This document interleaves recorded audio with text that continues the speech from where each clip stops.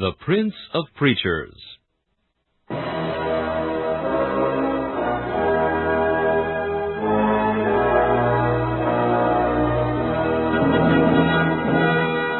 Charles Haddon Spurgeon has been called England's greatest contribution to the spread of the gospel in the 19th century. One of his contemporaries said that the chief secret of Spurgeon's attractiveness was the fact that, in every sermon, no matter what the text or the occasion, he explained the way of salvation in simple terms. Spurgeon's messages remain one of the great treasure houses of Christian literature, still bringing the light of the gospel and the comfort of the Scriptures to hungry souls long after the preacher has passed into glory.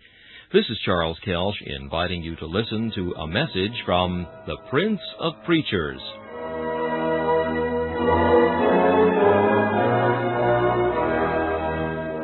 C.H. Spurgeon preached this message on April 17, 1859, in the Music Hall of the Royal Surrey Gardens. It is entitled, Little Sins. The text is found in Genesis chapter 19 and verse 20. Is it not a little one? These words we shall take for a motto rather than a text in the ordinary acceptation of that term. I shall not this morning attempt to explain the connection. It was the utterance of Lot when he pleaded for the salvation of Zoar. But I shall take it altogether away from the connection in which it stands and make use of it in another fashion.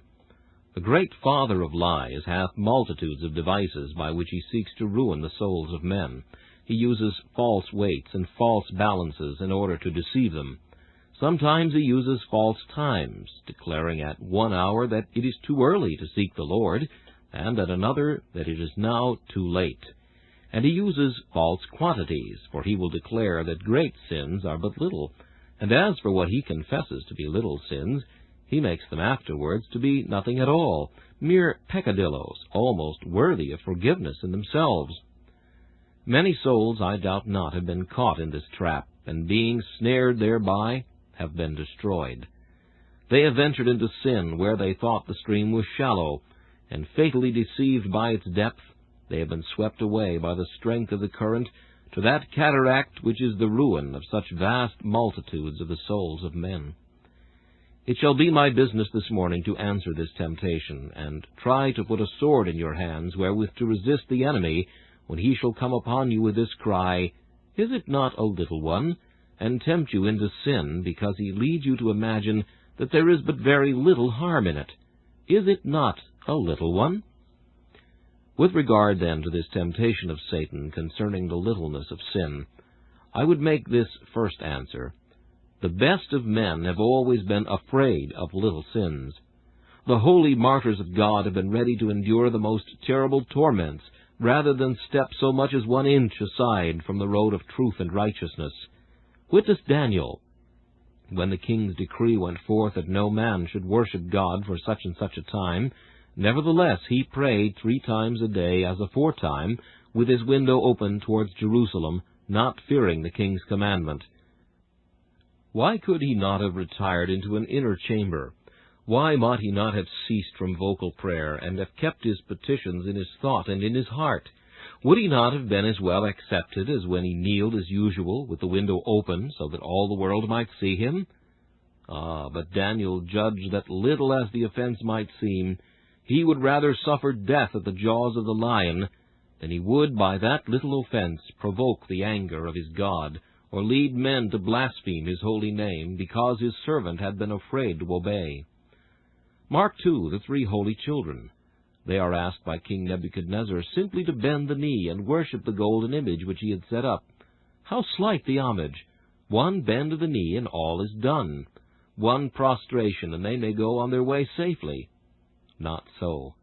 They will not worship the golden image which the king has set up. They can burn for God, but they cannot turn from God. They can suffer, but they will not sin.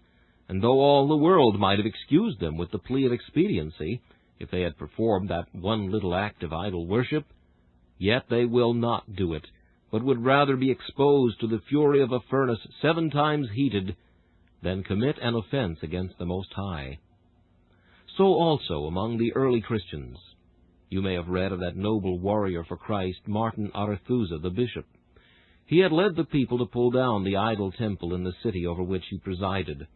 And when the apostate Emperor Julian came to power, he commanded the people to rebuild the temple. They were bound to obey on pain of death. But Arethusa all the while lifted up his voice against the evil they were doing, until the wrath of the king fell upon him of a sudden. He was, however, offered his life on condition that he would subscribe so much as a single halfpenny towards the building of the temple. Nay, less than that, if he would cast 1 grain of incense into the censer of the false god, he might escape. But he would not do it. He feared God, and he would not do the most tiny little sin to save his life.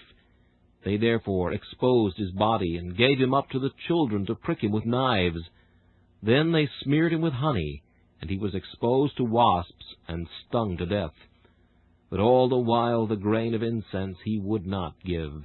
He could give his body to wasps and die in the most terrible pains, but he could not, he would not, he dared not sin against God. A noble example. Now, brethren, if men have been able to perceive so much of sin in little transgressions that they would bear inconceivable tortures rather than commit them, must there not be something dreadful after all in the thing of which Satan says, "Is it not a little one?" Men, with their eyes well opened by divine grace, have seen a whole hell slumbering in the most minute sin. Gifted with a microscopic power, their eyes have seen a world of iniquity hidden in a single act, or thought, or imagination of sin, and hence they have avoided it with horror, have passed by and would have naught to do with it. But if the straight road to heaven be through flames, through floods, through death itself, they had sooner go through all these torments than turn 1 inch aside to tread an easy and an erroneous path. I say this should help us when Satan tempts us to commit little sins. This should help us to answer, "No, Satan, if God's people think it great, they know better than thou dost. Thou art a deceiver. They are true. I must shun all sin, even though thou sayest it is but little." It may be further answered in reply to this temptation of Satan with regard to little sins, thus: little sins lead to great ones. Satan, thou biddest me commit a small iniquity. I know thee whom thou art, thou unholy one. Thou desirest me to put in the thin end of the wedge. Thou knowest, when that is once inserted, thou canst drive it home and split my soul in twain. Nay, stand back. Little though the temptation be, I dread thee, for thy little temptation leads to something greater, and thy small sin makes way for something worse. We all see in nature how easily we may prove this, that little things lead to greater things. If it be desired to bridge a gulf, it is often the custom to shoot an arrow, and cross it with a line almost as thin as film. That line passes over, and a string is drawn after it, and after that some small rope, and after that a cable, and after that the swinging suspension bridge that makes a way for thousands. So it is ofttimes with Satan. It is but a thought that he would shoot across the mind.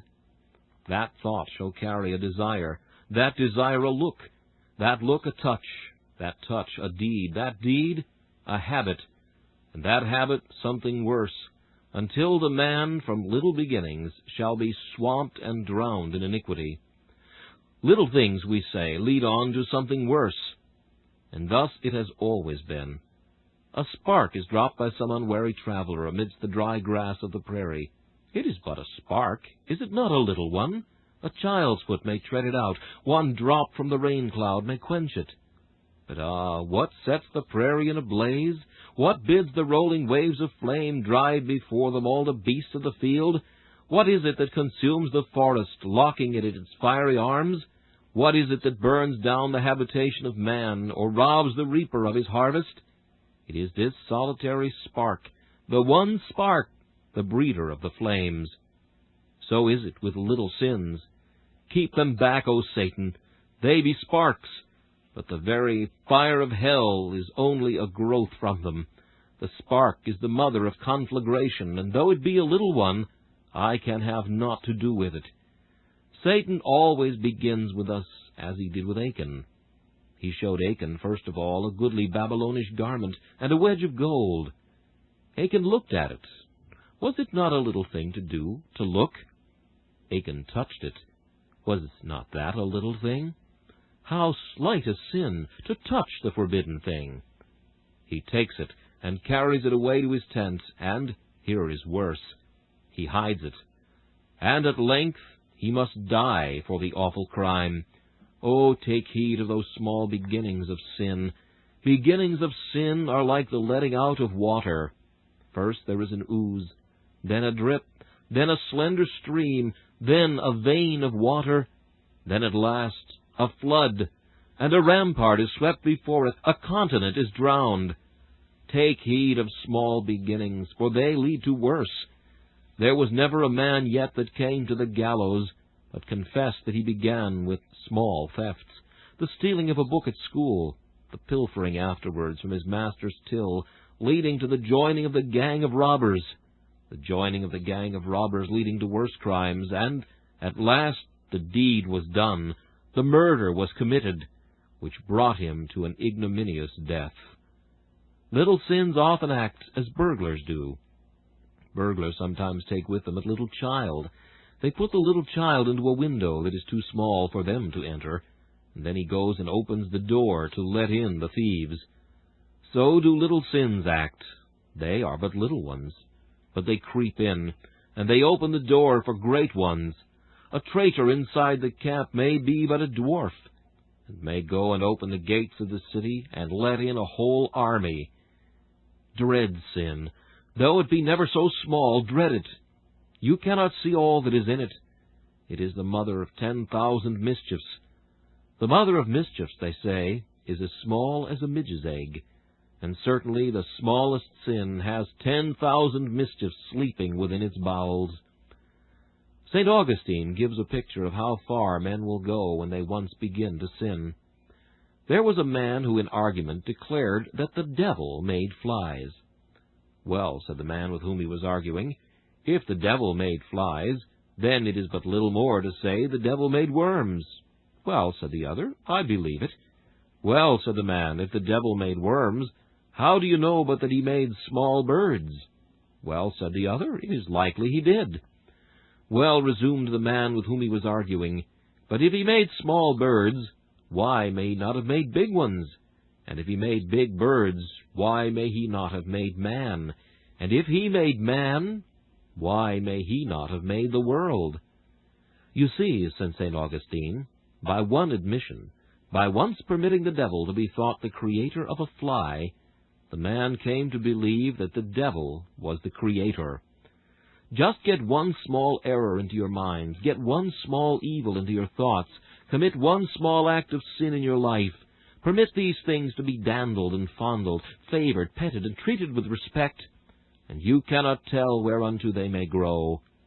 They are small in their infancy. They will be giants when they come to their full growth. Thou little knowest how near thy soul may be to destruction, when thou wantonly indulgest in the smallest act of sin. Another argument may be used to respond to this temptation of the devil. He says, Is it not a little one? Yes, we reply, but little sins multiply very fast. Like all other little things, there is a marvelous power of multiplication in little sins. As for murder, it is a masterly sin. But we do not often hear of it compared with the multitude of minor sins. The smaller the guilt, the more frequent it becomes. The elephant hath but a small progeny, and multiplies slowly. But the aphis hath thousands springing from it within an hour. It is even so with little sins. They multiply rapidly, beyond all thought. One becomes the mother of multitudes. And mark this, little sins are as mighty for mischief in their multitude as if they were greater sins. Have you ever read the story of the locusts when they sweep through a land? I was reading but yesterday of a missionary who called all the people together when he heard that the locusts were coming up the valley, and kindling huge fires they hoped to drive off the living stream. The locusts were but small, But it seemed as if the whole of the blazing fires were quenched. They marched over the dead and burning bodies of their comrades, and on they went, one living stream. Before them everything was green, like the Garden of Eden. Behind them everything was dry and desert. The vines were barked, the trees had lost every leaf and stretched their naked arms to the sky, as if winter had rent away their foliage. There was not then so much as a single blade of grass or sprig upon the tree that even a goat might have eaten. The locusts had done all this, and left utter devastation in their track. Why this? The locust is but a little thing. Aye, but in their number how mighty they become! Dread then a little sin, for it will be sure to multiply. It is not one, it is many of these little sins. The plague of lice, or the plague of flies in Egypt, was perhaps the most terrible that the Egyptians ever felt. Take care of those little insect sins which may be your destruction. Surely if you are led to feel them, to groan under them, and to pray to God for deliverance from them, it may be said that in your conversation is the finger of God.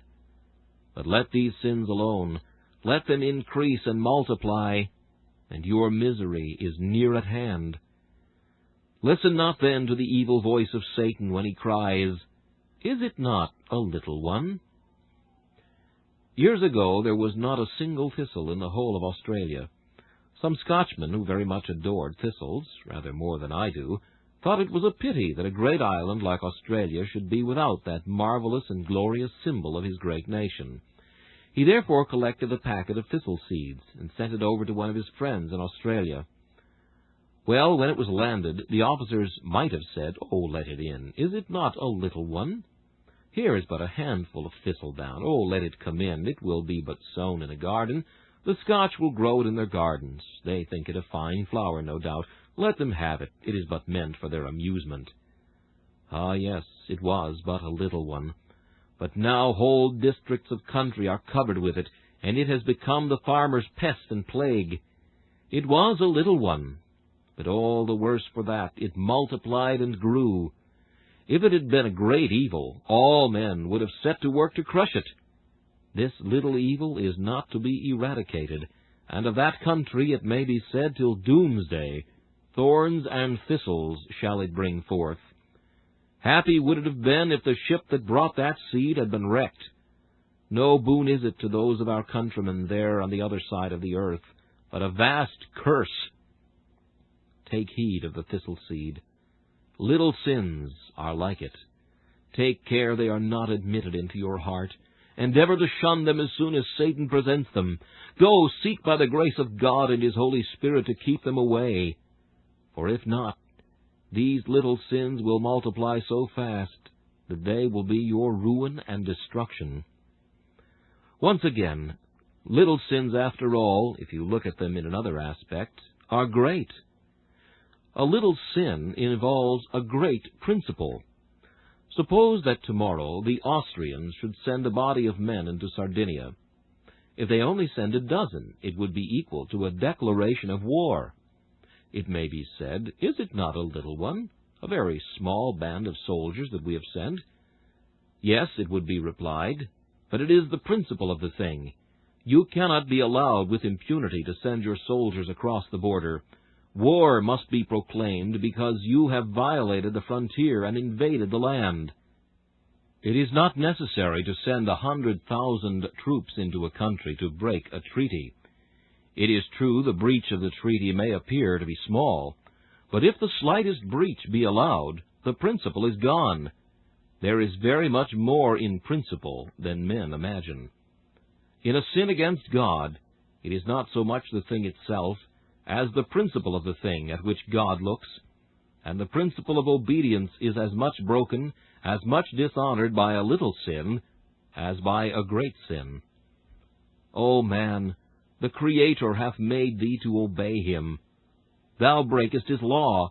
Thou sayest, "It is but a little breach." Still it is a breach. The law is broken. Thou art disobedient. His wrath abideth on thee. The principle of obedience is compromised in thy smallest transgression, and therefore is it great. Besides, I do not know whether the things Christian men call little sins are not, after all, greater than what they call great sins in some respects.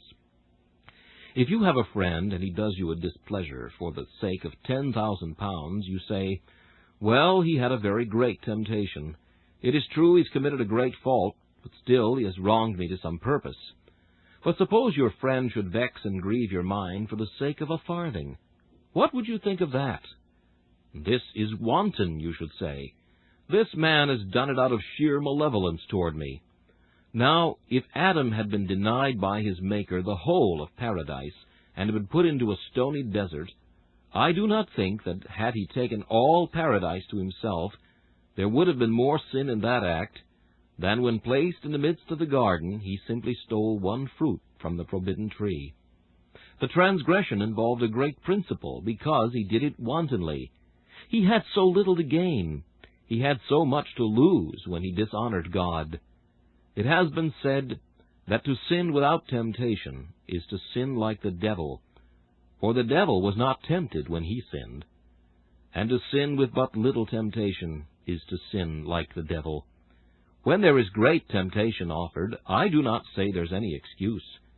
But when there is none, where the deed is but little, bringing but little pleasure, and involving but a small consequence, there is a wantonness about the sin which makes it greater in moral obliquity than many other iniquities that men commit.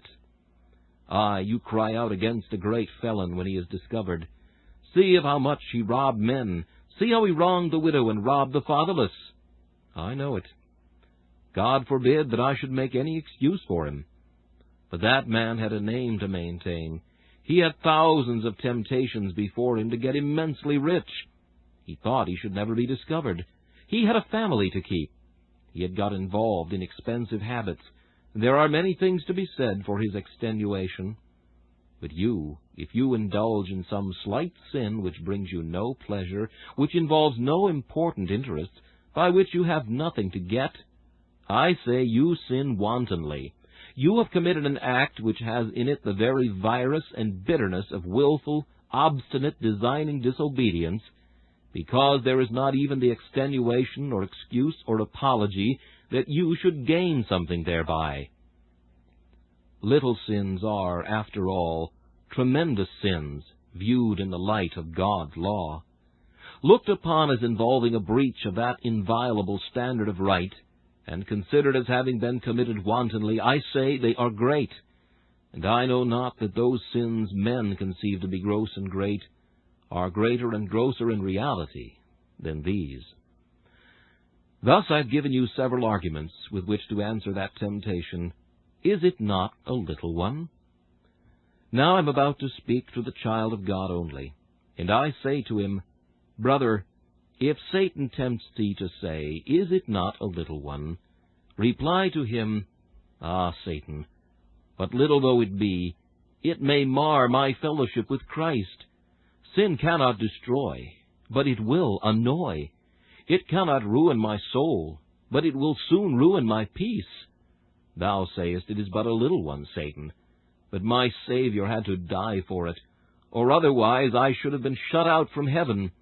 That little one may be like a little thorn in my flesh, to prick my heart and wound my soul. I cannot, I dare not indulge in this little sin, for I have been greatly forgiven, and I must greatly love. A little sin in others would be a great sin for me. How can I do this great wickedness and sin against God? Is it a little one, Satan? But a little stone in the shoe will make a traveler limp.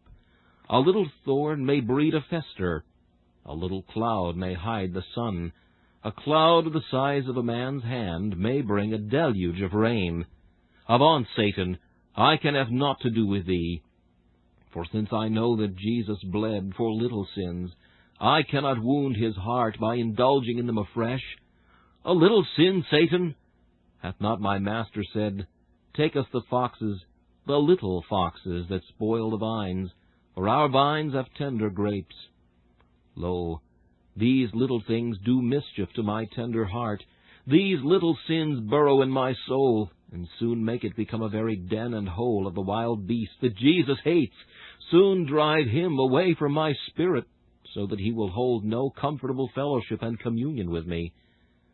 A great sin cannot destroy a Christian, but a little sin can make him miserable. Jesus will not walk with his people unless they drive out every known sin. He says, "If ye keep my commandments, ye shall abide in my love, even as I have kept my Father's commandments and abide in his love." There are very many Christians in the world that do not see their Savior's face by the month together, and seem to be quite content without his company. I understand you not, nor do I wish to know how it is that you can reconcile your souls to the absence of your Lord. A loving wife without her husband for months and years seems to me to be sorely tried. Surely it must be an affliction for a tender child to be separated from his father. We know that in our childhood it was always so, and we looked forward to our return home with joy. And art thou a child of God, yet happy without seeing thy Father's face? What, thou the spouse of Christ, and yet content without his company? Surely, surely, surely thou hast fallen into a sad state. Thou must have gone astray, if such be thy experience, for the true chaste spouse of Christ mourns like a dove without her mate when he has left her. Ask then the question, what has driven Christ from you? He hides his face behind the wall of your sins. That wall may be built up of little pebbles as easily as of great stones. The sea is made of drops, the rocks are made of grains. And surely the sea which divides thee from Christ may be filled with the drops of thy little sins, and the rock which is to wreck thy bark may have been made by daily working of the coral insects of thy little sins. Therefore take heed thereunto, for if thou wouldst live with Christ, and walk with Christ, and see Christ, and have fellowship with Christ, take heed, I pray thee, of the little foxes that spoil the vines, for our vines have tender grapes. And now, leaving the child of God thus a while, I turn myself to address others of you who have some thought with regard to your souls, but who could not yet be ranked among those that fear God with a true heart. To you I know Satan often offers this temptation. Is it not a little one? May God help you to answer him whenever he thus attacks you. Is it not a little one? And so, young man, the devil has tempted thee to commit the first petty theft. Is it not a little one? And so he has bidden thee, young man, for the first time in thy life, to spend the day of rest in foolish pleasure. It was but a little one, he said. And thou hast taken him at his word, and thou hast committed it. It was but a little one, and so you have told a lie. It was but a little one, and you have gone into the assembly of the frivolous, and mixed in the society of scorners. It was but a little one. There could not be much hurt in it. It could not do much mischief to your soul. Stop a while. Dost thou know that a little sin, if wantonly indulged, will prevent thy salvation? The foundation of God standeth sure, having this seal, The Lord knoweth them that are his. And let every one that nameth the name of Christ depart from iniquity. Christ will reveal salvation from all his sins to the man who hates all his sins. But if thou keepest one sin to thyself, thou shalt never have mercy at his hands. If thou wilt forsake all thy ways, and turn with full purpose of heart to Christ, the biggest sin thou hast ever committed shall not destroy thy soul. But if a little sin be harbored, thy prayers will be unheard, thy sighs disregarded, and thy earnest cry shall return into thy bosom without a blessing. You have been in prayer lately. You have been seeking Christ. You have been praying with all your might that God would meet with you. Now months have rolled over your head. You are not yet saved. Not yet have you received the comfortable assurance of your pardon. Young man, is it not likely that some little-known sin is still harbored in your heart? Mark then, God will never be at one with thee till thou and thy sins are twain. Part with thy sins, or else part with all hope, though thou hide but so much as a grain of sin back from God. He will not, he cannot have any mercy on thee. Come to him just as thou art, but renounce thy sins. Ask him to set thee free from every lust, from every false way, from every evil thing. Or else, mark thee, thou shalt never find grace and favor at his hands. The greatest sin in the world, repented of, shall be forgiven, but the least unrepented sin shall sink thy soul lower than the lowest hell. Mark then again, sinner, thou who indulgest in little sins sometimes. These little sins show that thou art yet in the gall of bitterness and in the bond of iniquity. Rowland Hill tells of a curious tale of one of his hearers who sometimes visited the theater. He was a member of the church, so going to see him, he said, "I understand, Mr. So-and-so, you are very fond of frequenting the theater."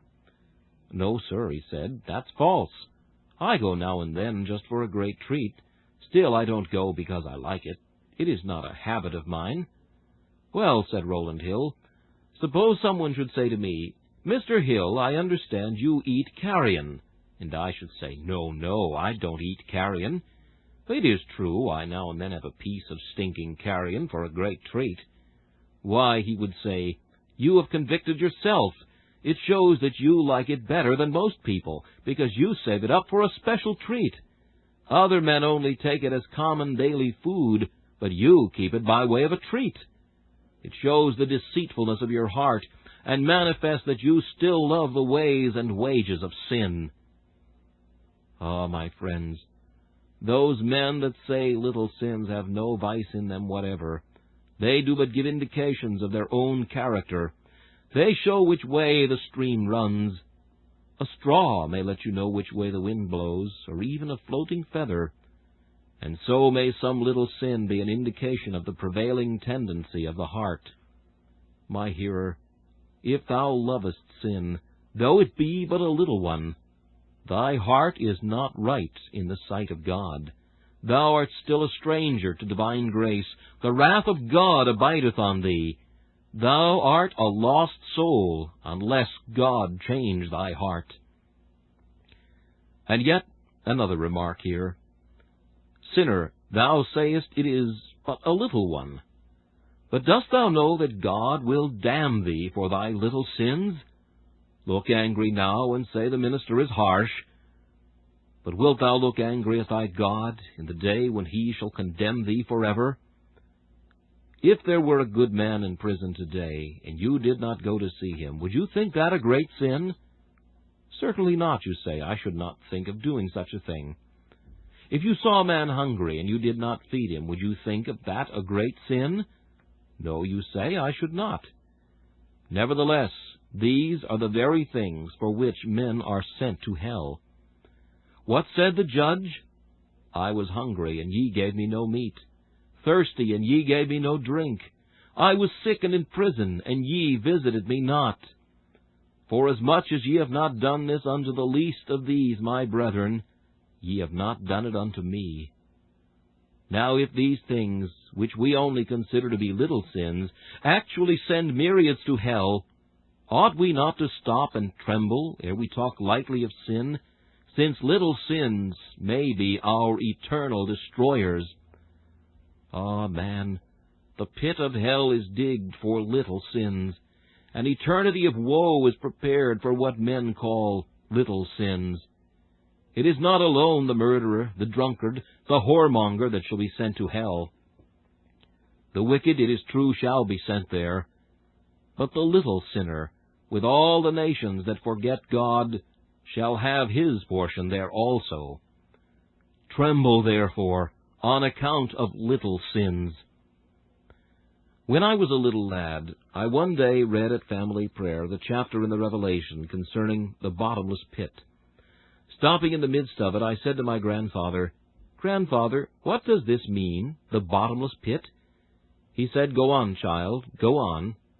So I read that chapter, but I took great care to read it the next morning also. Stopping again, I said, "Bottomless pit, what does this mean?" "Go on," he said, "go on." Well, it came the next morning, and so on for a fortnight. There was nothing to be read by me of a morning but this same chapter, for explained it should be if I read it a month. And I can remember the horror of my mind when he told me what the idea was. There is a deep pit, and the soul is falling down, and oh, how fast it is falling. There, the last ray of light at the top has disappeared, and it falls on, and so it goes on falling, on for 1,000 years. Is it not getting near the bottom yet? Won't it stop? No. The cry is on. I have been falling for 1,000,000 years. Is it not near the bottom yet? No, you are no nearer the bottom yet. It is the bottomless pit.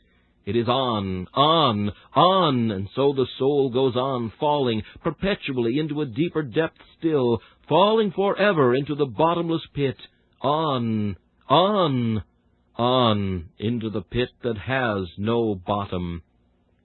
Woe without termination, without hope of its coming to a conclusion. The same dreadful idea is contained in those words, the wrath to come. Mark, hell is always the wrath to come. If a man has been in hell 1,000 years, it is still to come. As to what you have suffered in the past, it is as nothing in the dread account, for still the wrath is to come. And when the world is grown gray with age, and the fires of the sun are quenched in darkness, it is still the wrath to come. And when other worlds have sprung up and have turned into their palsied age, it is still the wrath to come, to come, to come. Oh, what an idea! I know not how to utter it. And yet for little sins, remember, you incur the wrath to come. Oh, if I am to be damned, I would be damned for something. But to be delivered up to the executioner and sent into the wrath to come for little sins which do not even make me famous as a rebel, this is to be damned indeed. Oh, that ye would arise, that ye would flee from the wrath to come, that ye would forsake the little sins, and fly to the great cross of Christ to have little sins blotted out, and little offenses washed away. For, oh, again I warn you, if ye die with little sins unforgiven, with little sins unrepented of, there shall be no little hell. The great wrath of the great King is ever to come, in a pit without a bottom, in a hell the fire of which never shall be quenched, and the worm of which never shall die. Oh, the wrath to come! The wrath to come! It is enough to make one's heart ache to think of it. God help you to flee from it. May you escape from it now, through Jesus Christ our Lord. Amen. This message, Little Sins, was preached by Charles Haddon Spurgeon on April 17th, 1859. This is Charles Kelsch inviting you to join me again for another message from the Prince of Preachers.